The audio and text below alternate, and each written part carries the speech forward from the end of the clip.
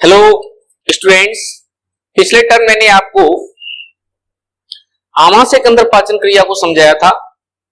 आज मैं छोटी आंत्र में पाचन क्रिया समझाऊंगा, इसके बाद बड़ी आंत्र और फिर पचे हुए भोजन का अवशोषण कैसे किया जाता है इसको समझना है। इसमें बच्चों ये मैंने आपको मानव की आहार नाल का चित्र बनाया है। इसमें हम थोड़ा सा नामांकन करेंगे। जैसे ये यकृत है, ये गृहिणी, इसे डिडोनम भी कहते हैं।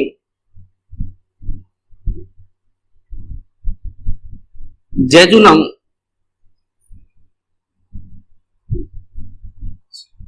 और इलियम। इस तरह से तीन पार्ट्स होते हैं छोटी आंत्र के। स्मॉल इंटेस्टाइन ये छोटी आंत्र है, इसको डीजीआई कह सकते हैं। इसके बाद बच्चों ये सीकम, कॉलॉन,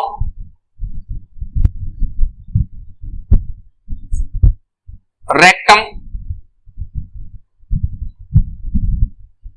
ये तीन भागों को मिलाकर के अपन बड़ी आंत्र कहते हैं, लार्ज इंटेस्टाइन, और ये गुदा। तो बच्चों इसे अग्नाशय कहते हैं।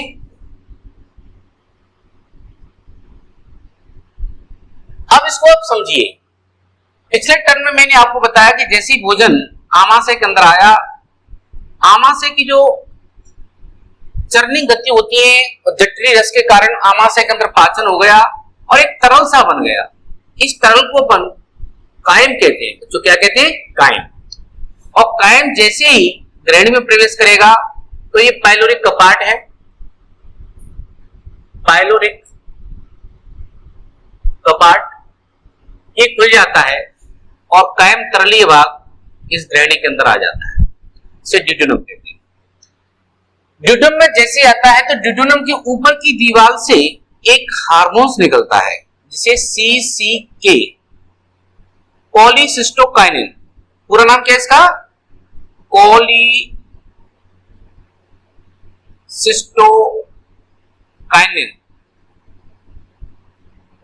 कोलिसिस्टोकाइनिन, ये कोलिसिस्टोकाइनिन यकृत पे जाता है और यकृत के गॉल ब्लैडर में, जिसे अपन पित्ताशय कहते हैं, पित्ताशय अंग्रेजी में इसे गॉल ब्लैडर कहते हैं। मैं पहले पढ़ा चुका हूं आपको, गॉल ब्लैडर। इसमें ओडीआई इंस्पेक्टर के कपाट पाए जाते हैं और यहां से तो पित्तरस भरा रहता है और ये पित्त नलिका के माध्यम से ग्रहणी में आ जाता है। इतनी बात समझिए। इसके बाद बच्चों इसके निचले की दीवार से सीक्रेटिन हार्मोन्स निकलता है। ध्यान दीजिए, ये सीक्रेटिन हार्मोन्स जो अग्नाशय होता है, जिसे बच्चों पेनक्रियाज कहते हैं। क्या कहते हैं? पेनक्रियाज। पेनक्रियाज के अंदर एसिनाई होती है और इनमें से ये एसिनाई, इसकी एसिनाई बच्चों ये चीज क्वेश्चन इंपोर्टेंट है कि जैसे पित्ताशय की जो संरचनात्मक एवं क्रियात्मक क्या होती है, इसे एसिनाई कहते हैं। एसिनाई की कोशिकाएं या एसिनाई पाचक एंजाइमों का निर्माण करके स्रावित करती हैं और इसके बीच बीच में लैंग्रेंज की दीपिकाएं पाई जाती हैं अग्नाशय में, अल्फा बीटा गामा, जो कि हार्मोन्स निकालती हैं, जिसमें अल्फा सेल्स होती है, ये ग्लूकोकॉन निकालती है बच्चों। बीटा सेल्स होती है, वो इंसुलिन निकालती है। और गामा होती है से सोमेटो सोरेन, या इसको एक तरह से पाचक एंजाइम तो नहीं, जो बेसिक मेटाबॉलिक क्रियाओं को नियंत्रित करने का कार्य करते हैं, सीरोटोनिन। इसके बाद बच्चों अपन देखते हैं कि जैसे अग्नाशय में ये सीक्रेटिन हार्मोन्स जाएगा तो अग्नाशय से अग्नाशय रसाय जाएगा और अब ग्रहणी के अंदर जो ग्रहणी है, पाचन लगभग 80% इसी भाग में होता है, छोटी आंत का सबसे इंपॉर्टेंट पार्ट होता है। इसमें भोजन का लगभग 80% पाचन होता है। तो इधर से पित्त रस आ गया और इधर से अग्नाशय रस आ गया। अब इसमें पाचन क्रिया शुरू हो जाएगी। तो अपन लिख सकते हैं ग्रहणी में पाचन, ग्रहणी में पाचन। डाइजेशन इन ड्यूडेनम, डाइजेशन इन ड्यूडेनम। तो सबसे पहले क्या होता है कि ग्रहणी के अंदर जो पाचन होता है बच्चों, तो इसमें ग्रहणी के अंदर जो लवण, जो रस निकलता है ग्रहणी, एक मिनट थोड़ा सा रिवाइज करेंगे दोबारा से। पहले ग्रहणी नहीं बच्चों, यकृत को लेना है। पित्ताशय के अंदर जो रस भरा रहता है, पित्त रस, इसमें दो प्रकार की महत्वपूर्ण संरचनाएं पाई जाती हैं। नंबर 1 लवण और नंबर 2 वर्णक। लवण होते हैं, इनको अपन सोडियम टार्कोलेट कहते हैं और पोटेशियम ग्लाइकोलेट्स। जैसे सबसे पहले बच्चों हम पित्त रस लेके चलते हैं, जिसे पैनक्रियाटिक जूस कहते हैं। तो इसमें जो लवण है, सोडियम टार्कोलेट,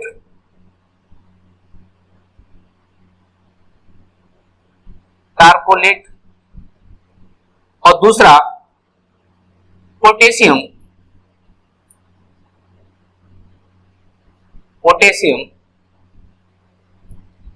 ग्लाइकोलेट। ठीक है, सोडियम टार्कोलेट और पोटेशियम ग्लाइकोलेट, ये क्या करते हैं कि आमाशय के अंदर से जैसे कायन ग्रहणी के अंदर आता है, तो इसके अंदर जो अम्लीय प्रभाव होता है उसको निष्क्रिय कर देते हैं और उसको क्षारीयता में परिवर्तित कर देते हैं। दूसरा, क्योंकि ग्रहणी के अंदर जो पीएच वैल्यू होती है 8.6, और बच्चों इसके पॉइंट कितने, आमाशय के अंदर कितनी थी, 1.8 पीएच वैल्यू, यानी ये अत्यधिक अम्लीय था, ये क्षारीय हो गया। क्योंकि 7, इसमें क्या होता है कि जिस माध्यम की पीएच वैल्यू 7 होती है वो उदासीन होता है, 7 से कम होती है वो अम्लीय होता है, 7 से अधिक होती है वो क्षारीय होता है। ये चीज बिल्कुल ध्यान रखिए। और पाचक एंजाइम एक निश्चित पीएच वैल्यू पर, एक निश्चित ताप पर क्रियाशील होते हैं। अब सोडियम टार्कोलेट, पोटेशियम ग्लाइकोलेट्स होते हैं, ये क्या करते हैं कि सबसे पहले HCl के प्रभाव को न्यूट्रलाइज करके उसको क्षारीय माध्यम ग्रहणी में कर देती है। दूसरा, इनका काम है वसा का पायसीकरण करना, वसा का पायसीकरण, emulsification of fat by the salt. ये इमल्सिफिकेशन क्या होता है बच्चों, इसको आप समझिए। जैसे आमाशय के अंदर वसा का जो बड़ी बड़ी ड्रॉपलेट होती हैं, बड़ी बड़ी ड्रॉपलेट होती हैं, यहां वसा का आंशिक पाचन हो गया था। जैसे ही ये ग्रहणी के अंदर ये वसा के मॉलिक्यूल्स आएंगे तो ये छोटी छोटी बूंदों में टूट जाएंगे, जिससे वसी अम्लों का, वसी पदार्थों का पृष्ठ तनाव बढ़ सके और इन पर लाइपेज एंजाइम अधिक से अधिक क्रियाशील हो सके। तो पायसीकरण क्या होता है कि वसा की बड़ी बड़ी मॉलिक्यूल्स को, बड़े बड़े उसकी संरचना को छोटी छोटी बूंदों में तोड़ देता है। इस क्रिया को पायसीकरण कहते हैं। यह पायसीकरण की क्रिया बच्चों लवणों के द्वारा होती है, सोडियम टार्कोलेट, पोटेशियम ग्लाइकोलेट, और दूसरा इसमें पित्त रस में पिगमेंट्स होते हैं। पिगमेंट क्या होते हैं बच्चों कि आरबीसी के अंदर हीमोग्लोबिन होता है। हीमोग्लोबिन के विखंडन के परिणाम स्वरूप बिलिरुबिन और बिलिरुबिन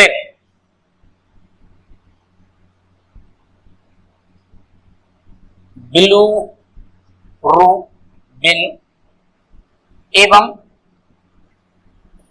बिलिरुबिन, ये दो प्रकार के पिगमेंट बनते हैं। बिलिरुबिन और बिलिरुबिन, ये दो प्रकार के बच्चों पिगमेंट्स बनते हैं और ये मल को एक तरह से रंग प्रदान कराने का कार्य करते हैं। पाचन में इनका ऐसा कोई महत्वपूर्ण कार्य नहीं है। तो ये पित्तरस के क्या हुआ, पित्तरस कहां से निकला देखिए। जैसे आमाशय से आंशिक पचा हुआ भोजन, जिसे कायम कहते हैं, ग्रहणी के अंदर प्रवेश किया तो ग्रहणी की दीवार से एक हार्मोन्स निकला जिसे पॉलीसिस्टोकाइनिन कहते हैं, सीसीके। ये बच्चों पित्ताशय जिसे गॉल ब्लैडर कहते हैं उस पर जाकर के रिएक्ट करता है, क्रिया करता है, उसको संकुचित कर देता है और इसमें से पित्त रस निकलना प्रारंभ हो जाता है। ये सिस्टिक डक्ट है और सिस्टिक डक्ट के अंदर 3 ओडियाई ऑफ इंस्पेक्टर कपाट पाए जाते हैं, खुल जाते हैं और पित्त नलिका के माध्यम से, ये पित्त नलिका है, इसे वाइट डक्ट कहते हैं, अग्नाशय से आकर के मिल जाती है अग्नाशय नलिका से, फिर ये कॉमन अग्नाशय पित्त नलिका बनती है और परिणाम स्वरूप पित्त रस ग्रहणी के अंदर ड्यूडेनम के अंतर्गत आ जाता है। बच्चों मैं आपको बिल्कुल कॉन्सेप्टेबल स्टडी करा रहा हूं क्योंकि मेरा पढ़ाना राजस्थान बोर्ड के साथ साथ प्रतियोगी परीक्षाओं के लिए भी है। मेरा पिछला ऐसा रिकॉर्ड रहा है, बच्चों ने ऐसे अच्छे परिणाम दिए हैं कि 100 में से 100 मार्क्स भी आए बच्चों के बोर्ड में। तो उस चीज को ध्यान में रखना है कि हर शब्द को बड़े अच्छे समझिए, हर कॉन्सेप्ट को क्लियर करना है। तो इस पित्त लवण में 2 हुए, सोडियम टारकोलेट, पोटेशियम ग्लाइकोलेट, ये वसा का पाइसीकरण और आमाशय की अम्लता को निष्क्रिय करते हैं और पिगमेंट इसमें बिलिरुबिन, बिलिरुबिनेंस पाए जाते हैं जो हीमोग्लोबिन के विखंडन के परिणाम स्वरूप बनते हैं, जो मल को रंग प्रदान करने का कार्य करते हैं। इसके बाद बच्चों हम शुरू करते हैं कि अग्नाशय के अंदर पाचक एंजाइम पाए। ध्यान रखिए पित्त रस में किसी प्रकार का, वाइल्ड जूस में किसी प्रकार का कोई पाचक एंजाइम नहीं पाया जाता। इसके बाद बच्चों यहां देखिए क्वेश्चन, ग्रहणी की निचली दीवार से, म्यूकस लेयर से एक हार्मोन निकलता है जिसे सिक्रेटिन कहते हैं। मैंने आपको आमाशय में से एक हार्मोन बताया था गैस्ट्रिन। ये गैस्ट्रिन आमाशय की गैस्ट्रिक ग्रंथियों को उद्दीपित करता है और बच्चों सिक्रेटिन क्या करता है, अग्नाशय को उद्दीपित करता है। अग्नाशय में सर्वाधिक पाचक एंजाइम पाए जाते हैं। अब ये जाकर के अग्नाशय को उद्दीपित करेगा, इसमें से एसिनी ग्रंथियां पाई जाती हैं, एसिनी कोशिकाएं पाई जाती हैं, इनसे अग्नाशय रस निकल करके ग्रहणी के अंदर आ जाता है और ग्रहणी में आ जाता है। और ग्रहणी के अंदर बच्चों ग्रहणी के अंदर आने के बाद अग्नाशय रस में 2 प्रकार की रसायन पाए जाते हैं। सबसे पहला है लवणीय भाग जिसमें सोडियम और पोटेशियम, कार्बोनेट, बाइकार्बोनेट, अम्लीय माध्यम को क्षारीय माध्यम में मदद करते हैं परिवर्तित करने में। और सबसे इंपॉर्टेंट भाग है इसमें कि एंजाइम पाए जाते हैं, पाचक एंजाइम।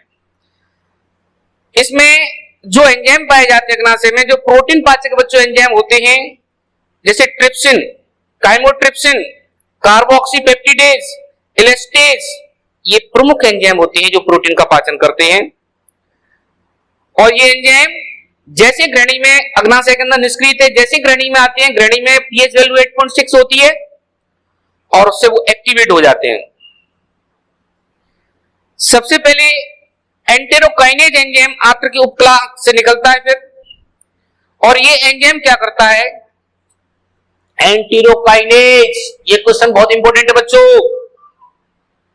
ध्यान से सुनिए और देखिए समझिए कि जैसे ही ये ट्रिप्सिन, काइमोट्रिप्सिन, एलेस्टेज एंजाइम आए तो आंत्र की दीवार से, ग्रहणी की दीवार से एक ग्रंथि पाई जाती है, इससे एक हार्मोन निकलता है एंटेरोकाइनेज।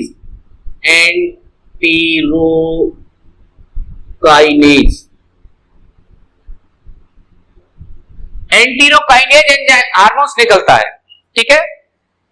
ये हार्मोन्स क्या करता है कि निष्क्रिय ट्रिप्सिनोजन को सक्रिय ट्रिप्सिन में बदल देता है और ये ट्रिप्सिन प्रोटीन का पाचन करता है, ठीक है बच्चों।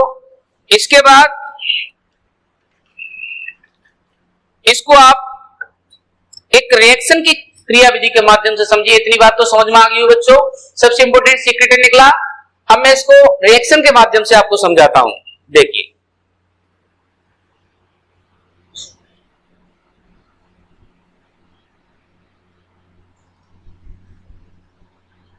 थोड़ा सा ये डाइजेस्टिव सब सिस्टम बच्चों कॉम्प्लिकेटेड है, परंतु चाहे कोई भी हो समझना तो है। अब जैसे ट्रिप्सिनोजन है, आंतरिक रस है, इंटेस्टाइन जूस, आंतरिक रस, इसमें पाचक एंजाइम है।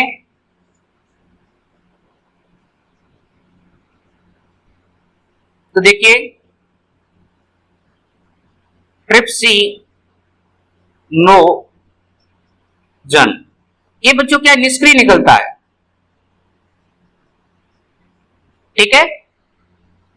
इसकी पीएच वैल्यू कितनी हो गई, आत्मा पीएच वैल्यू बच्चों कितनी है 8.6, आमाशय में कितनी थी 1.8, और इसमें एंटीरोकाइनेज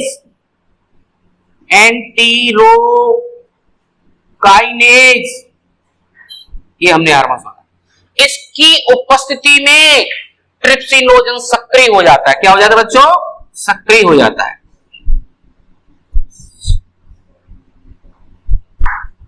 ये सक्रिय हो गया और ये ट्रिप्सिन जो सक्रिय हो गया ये क्या करेगा, इसी प्रकार से ये ट्रिप्सिन प्रो कार्बोक्सीपेप्टिडेज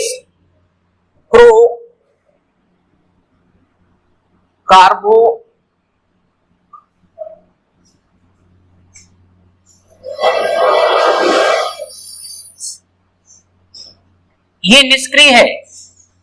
इस ट्रिप्सिन के कारण पीएच वैल्यू 8.6 ये निष्क्रिय है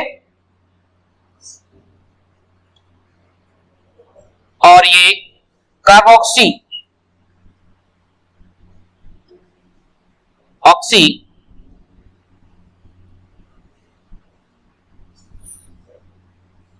बेस सक्रिय बदल जाएगा,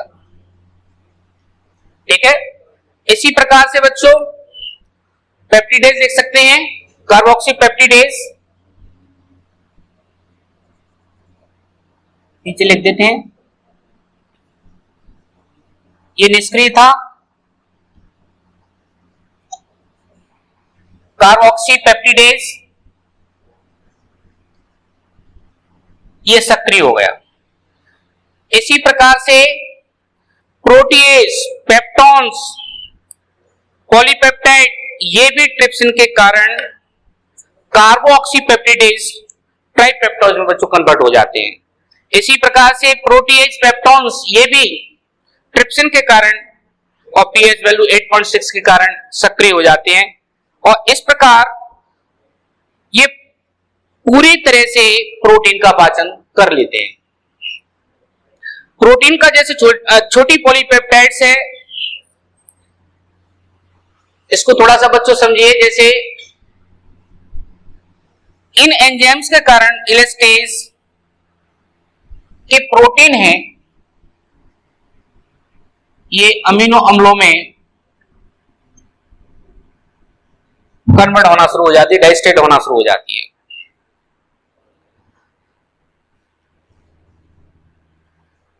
इसके बाद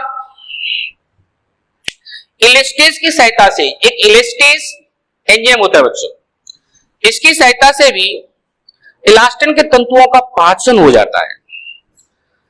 अग्नाशय एमाइलेज ये कार्बोहाइड्रेट का पाचन करता है, किसका, कार्बोहाइड्रेट का, जैसे स्टार्च है, ग्लाइकोजन है, अन्य कार्बोहाइड्रेट अणु है बच्चों, इनका ये सरल कार्बोहाइड्रेट में कन्वर्ट कर देता है, जैसे ओलिगोसैकेराइड में परिवर्तित कर देता है।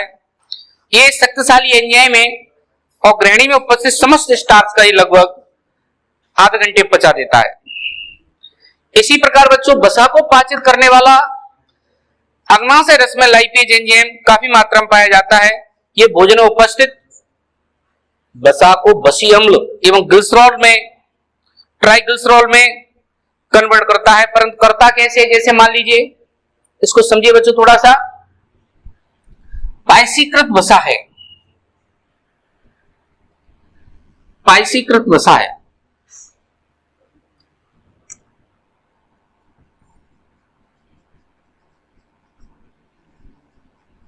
ठीक है। इस पायसीकृत वसा पर पीएच वैल्यू कितनी होगी बच्चों 8.6 और इसमें लाइपेज एंजाइम लग गया और इसको ये वसीय अम्ल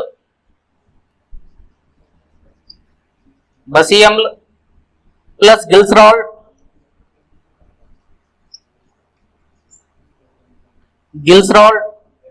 प्लस ट्राइग्लिसरॉल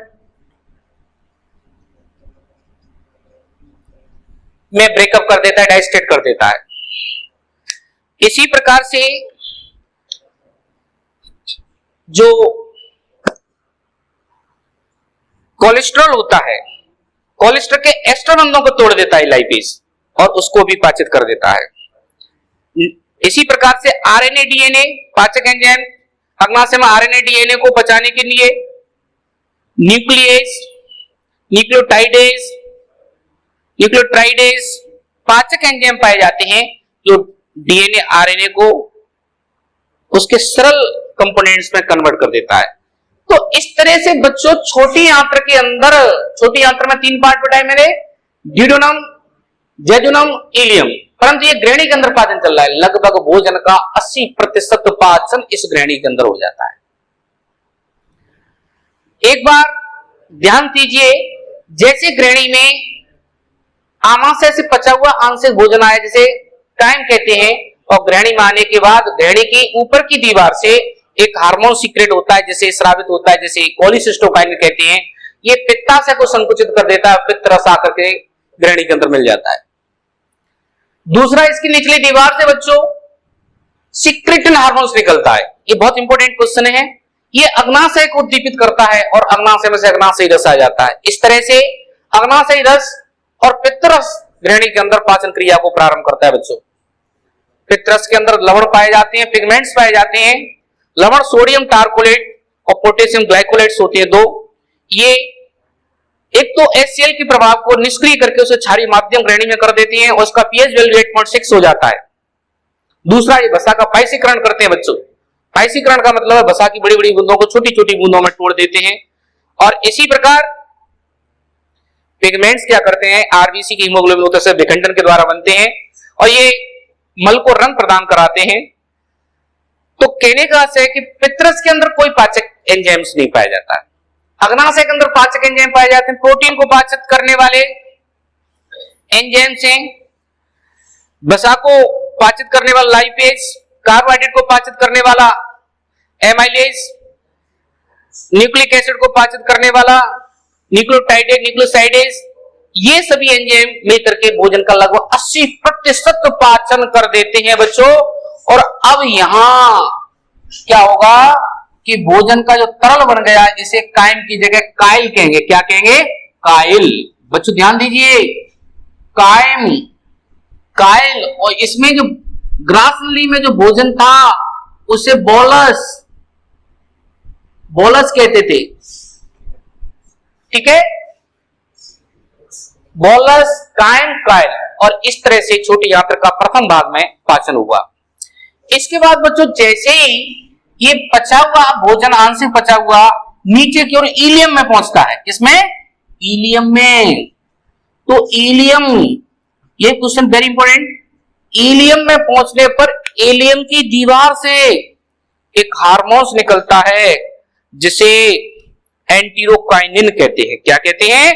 एंटीरोकाइनिन। और ये एंटीरोकाइनिन आंतरिक ग्रंथियों को उद्दीपित कर देता है। देखो ध्यान से सुनिए,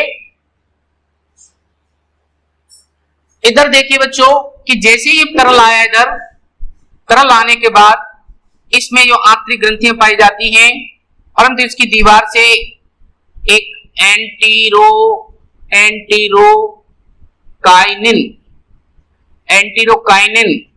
हार्मोन्स है, ध्यान रखना। और ये निकल करके आंतरिक ग्रंथियों की जो आंतरिक ग्रंथियां जिन्हें बुनस ग्रंथि भी कहते हैं, आंतरिक ग्रंथियां, आंतरिक ग्रंथि, इनको सक्रिय कर देता है और इनमें से आंतरिक रस निकलता है। और ये आंतरिक रस बच्चों पाचक एंजाइम युक्त होता है। इसको सककस एंटेरिकस कहते हैं। क्या कहते हैं? सककस एंटेरिकस। तो इस सककस एंटेरिकस में भोजन को अंतिम पाचित करने वाले पाचक एंजाइम पाए जाते हैं। It's clear? एक बात द्वारा समझिए, ग्रहणी के अंदर जैसे पाचन हो गया लगभग 80% हो गया, परंतु कुछ भी अभी बचा है वो इलियम में आएगा। तो इलियम की दीवार से एक हार्मोन्स निकलेगा एंटीरोकाइनिन, और एंटीरोकाइनिन क्या करेगा कि आंतरिक ग्रंथियों को, जिन्हें बुनर ग्रंथि भी कहते हैं, उनको एक्टिवेट कर देगा और उनमें से पाचक रस निकलेगा। उस पाचक रस को आंतरी रस, आंतरी पाचक रस, या इसका साइंटिफिक नेम है सक्कस एंटेरिकस कहते हैं। It's clear?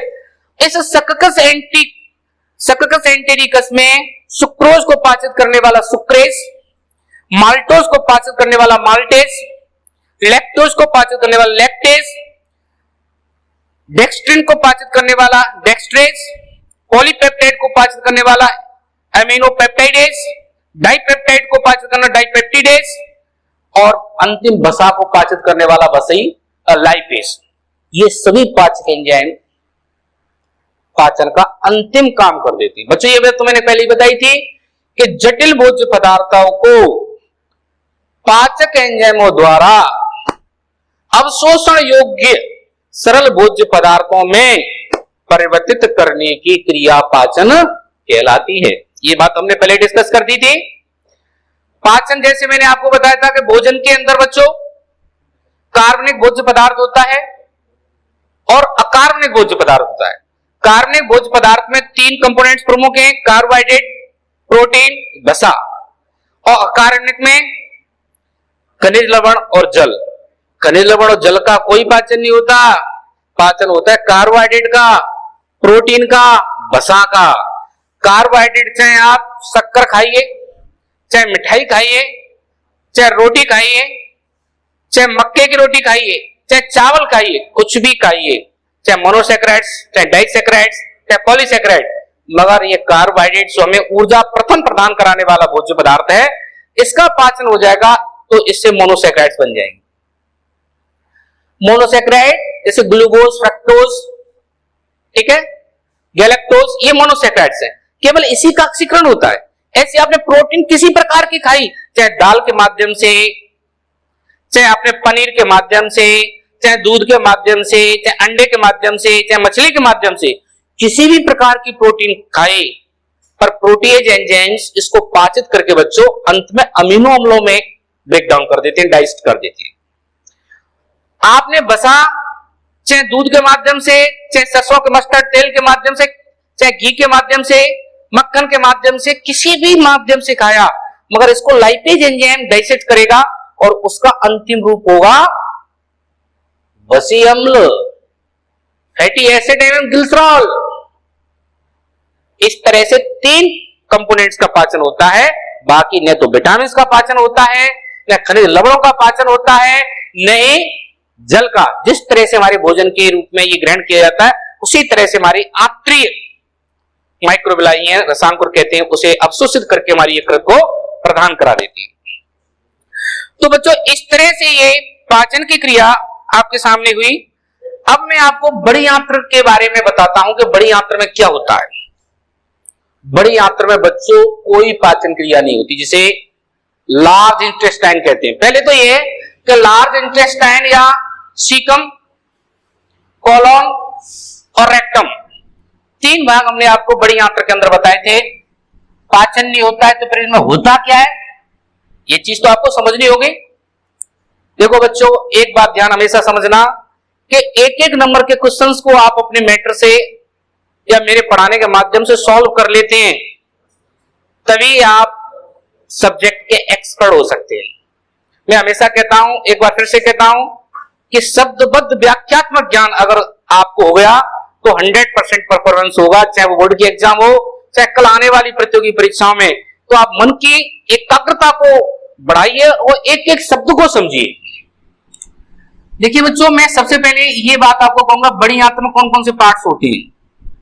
हमारी इंटेस्टाइन, देखिए सीकम, कोलोन और ये रेक्टम, जिसे मलाशय कहते हैं।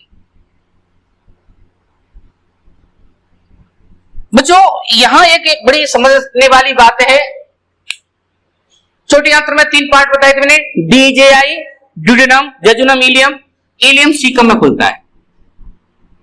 हमारे अंदर सीकम के अंदर किसी प्रकार का पाचन नहीं होता, परंतु बच्चों जो जुगाली करने वाले जंतु हैं, जैसे भैंस है, गाय, जो रूमिनेंट्स एनिमल्स हैं, रूमिनेंट्स मैमल्स हैं, उनके सीकम में सहजीवी जीवाणु पाए जाते हैं। सहजीवी, वेरी इंपोर्टेंट। सहजीवी जीवाणु क्या करते हैं कि अपने अंदर से सेलुलोज को पाचित करने के लिए सेलुलेज एंजाइम का स्रावण करते हैं, जिससे सेलुलोज का पाचन हो जाता है, अपना भी भोजन ले लेते हैं और जंतु को भी प्रदान कराते हैं। परंतु हमारे अंदर सहजीवी जीवाणु की पॉसिबिलिटी कम है, इस तरह से अवशेष।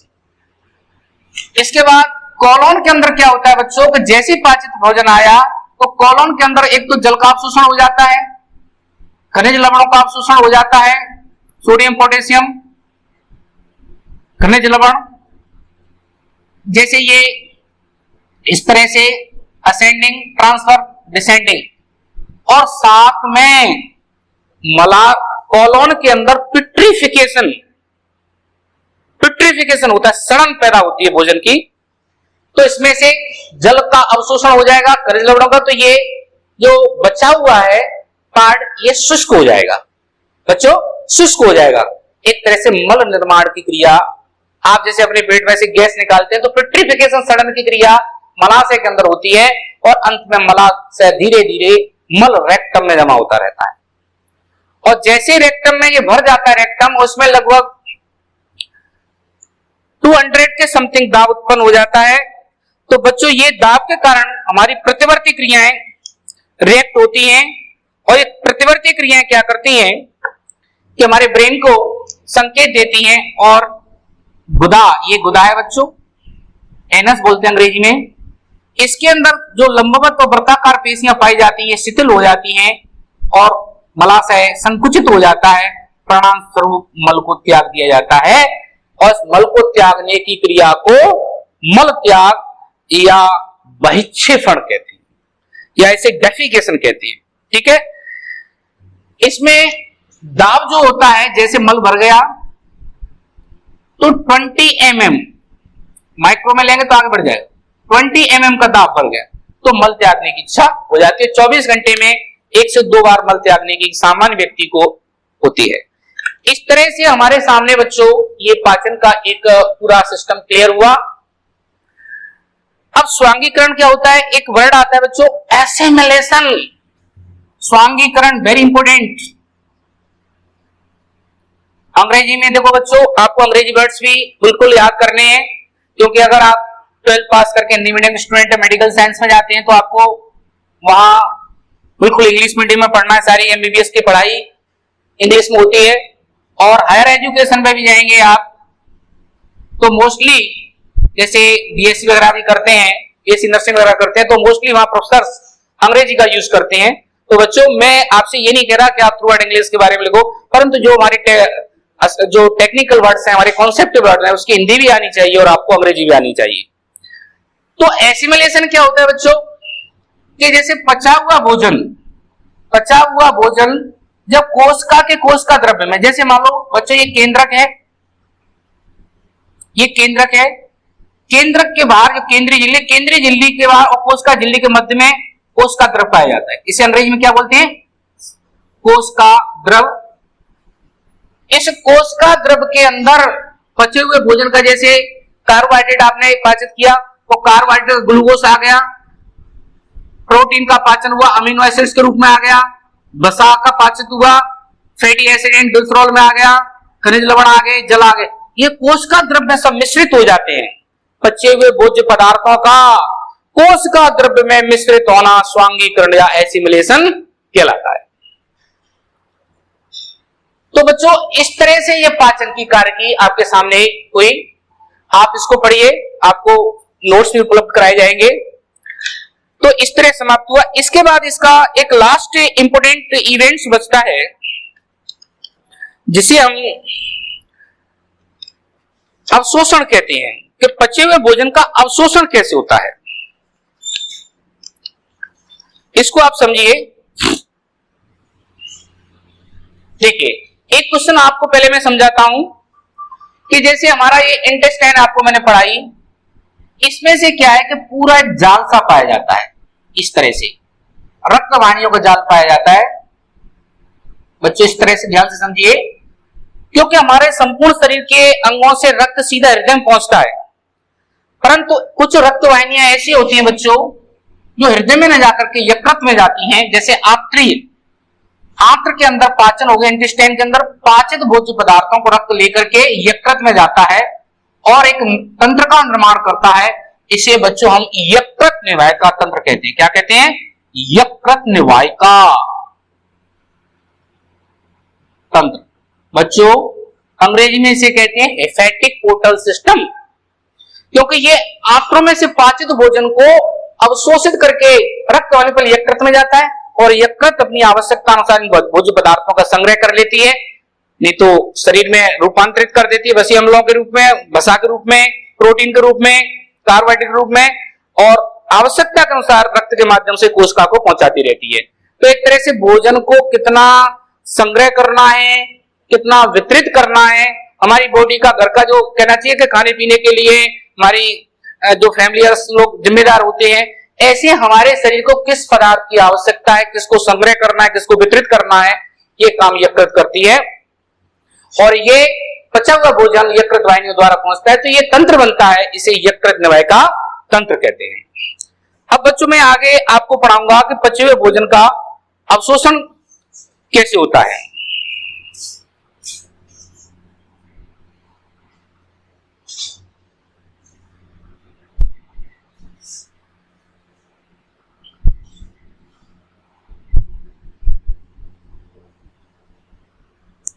इसको समझिए आप।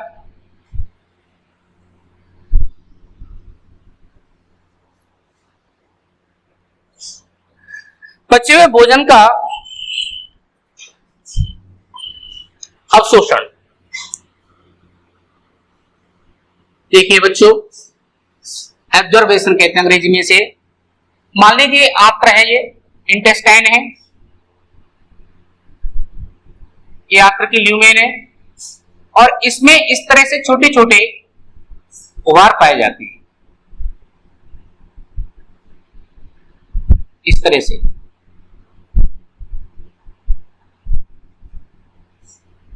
ये डाइजेस्टिक भोजन डला हुआ है इसमें, जैसे इसमें मान लो ग्लूकोज है, ए अमीनो एसिड्स है, Fa फैटी एसिड है, H2O जल है, ठीक है, और मिनरल्स हैं, विटामिन्स हैं, और भी इसमें भोज्य पदार्थ प्रमुख रूप से ये, तो ये सब पचा हुआ इसमें डला हुआ है। ये इंटेस्टाइन ल्यूमेन है, आंत्रीय। वाह बच्चों, इसको अंग्रेजी में बोलेंगे इंटेस्टाइन ल्यूमेन। इसमें पचा हुआ भोजन डला हुआ है। अब आंत्रे, इसके अंदर क्या होता है कि रक्त वाहिनियां डली हुई हैं इस टाइप से, ये छोटे छोटे उभार से पाए जाते हैं। इन्हें बच्चों विलाई कहते हैं या रसांकुर कहते हैं। क्या कहते हैं? विलाई। ये हम आपके सामने लेबल करेंगे और ये मैं रेड लाइन से आपको बता रहा हूं, ये रक्त वाहिनी है इस टाइप से,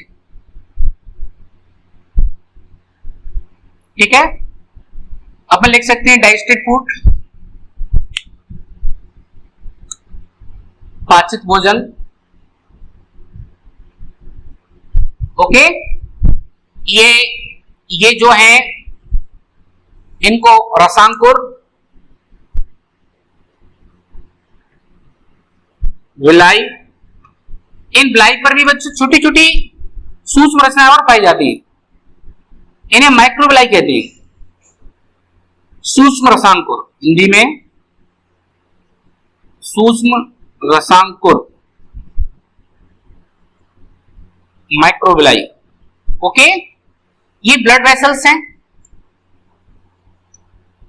रक्त केशिकाएं, ओके। और इनके बीच बीच में बच्चों लसिका केशिकाएं भी पाई जाती हैं। ये लसिका केशिकाएं, इसका बड़ा इंपॉर्टेंट रोल है।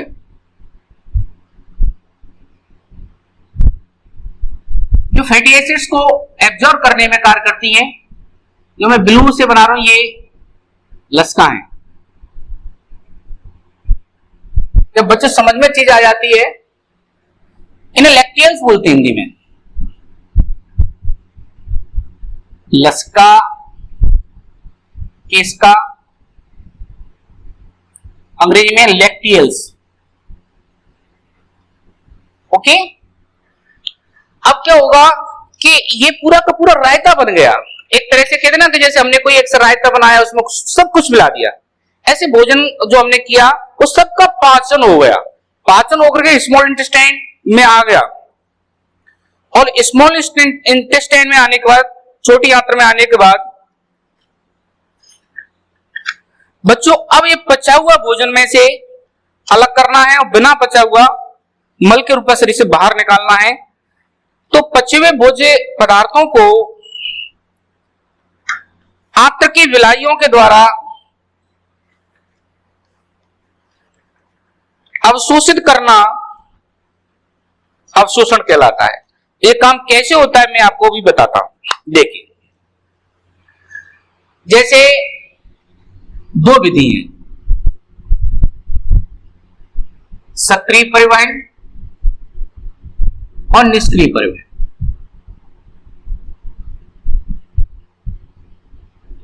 दो विधि है।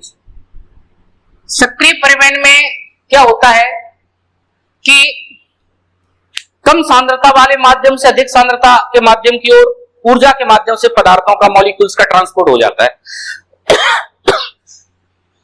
परंतु निष्क्रिय अंदर एनर्जी खर्च नहीं होती, इसे विसरण भी कहते हैं। तो जैसे ग्लूकोज है, निष्क्रिय विधि द्वारा चला जाता है, अमीनो एसिड्स है, जल सक्रिय विधि द्वारा जाएगा, ठीक है, विटामिन सक्रिय विधि द्वारा जाएंगी, परंतु फैटी एसिड्स हैं, वसा फैटी एसिड है, ये लैक्टियल्स यानी लसका के द्वारा इनको अवशोषित किया जाता है। इसके लिए क्या होता है बच्चों, एक सिस्टम बनता है। जैसे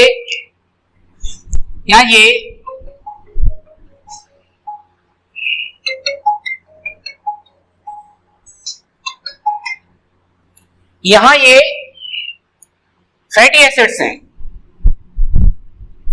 फैटी एसिड्स के चारों ओर पित्त का एक आवरण बन जाता है, और आवरण बनने के बाद इसे मिसेल कहते हैं। क्या कहते हैं? मिसेल। ये ध्यान देना, मिसेल बन जाता है, और मिसेल बनने के बाद ये लसका लैक्टियल्स इसको अपने अंदर अवशोषित कर लेती है।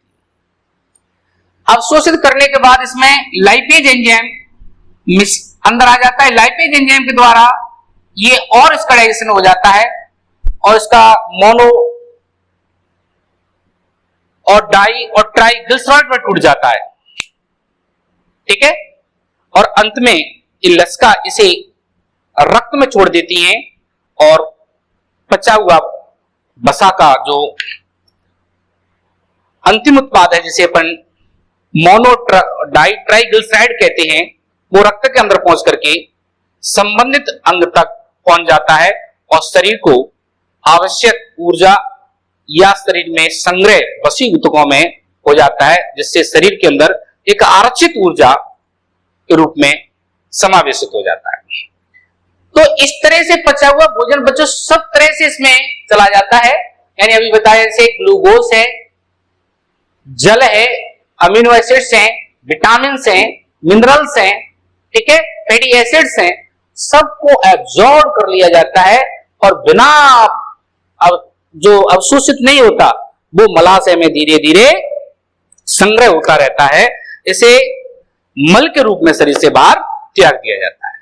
तो बच्चों ये पाचन की कार्य की मैंने आपके सामने डिस्कस की, और अगले टर्न पर हम इसमें से कुछ आपसे क्वेश्चंस भी पूछेंगे या उसके संबंधित कुछ कॉन्सेप्ट और बताएंगे। तो आज का लेक्चर यहीं समाप्त करते हैं।